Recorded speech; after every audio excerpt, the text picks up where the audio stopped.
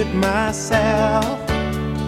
Suddenly I'm up on top of the world. It should have been somebody else. What's up, YouTube? Well, this is what's left of the tree that I've been was cutting up yesterday. I'm trying to get rid of. Collapsed on the roof of this little building, and I'll show you the back side of it, which was overhanging that other end there. There's a bigger portion. I'll show you that in a minute when I walk around. But you know, the really tricky part of this is that this whole roof, well, you can see, is totally collapsed and really unstable. So trying to find footing and walk around up here, I'm on the ladder right now, but to find secure footing while cutting this thing down has been pretty tricky. And of course, once you cut a chunk off, the tree tends to shift, and you know, that makes everything even crazier.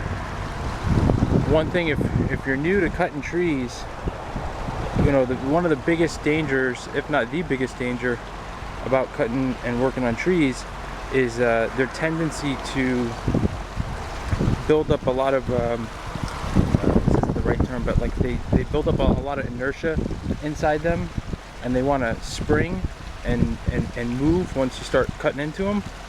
And this tree, you can see this tree is like settled down, it's on an angle now, but it was completely level from that end to this end. So it was basically just this nice long completely horizontal tree.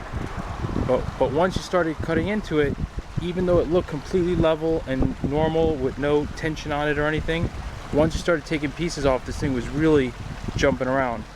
It almost caught me in the chin a couple times. And yeah, it's really dangerous. You know, I'm just trying to say is, you think that maybe there's nothing to it, it's just a simple chop it up, but there's a lot of hidden energy in a tree. I mean, there can be. It can be very deceiving, so you got to be really careful. And you know, always try and work with someone with you, so in case something happens, you have some help.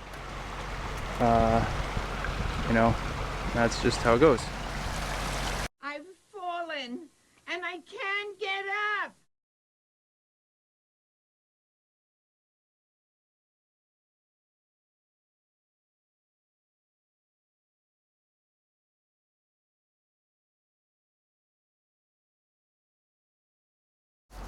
Alright, so here's the back side of this tree. I didn't chop it up yet for the firewood, but put it over here out of the direct sun. But you can see what we got. It's a pretty decent sized tree. And it was pretty nerve-wracking when I let this go, because I was standing on the top there and I was worried it was going to slam into the wall and knock the wall down.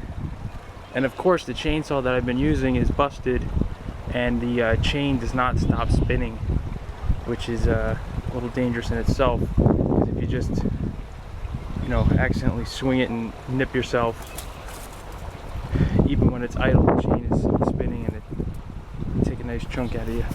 So, but anyway, this piece came down without a problem, and that's it. Alright, just thought I'd show you what I'm up to over here. Later, YouTube. Believe it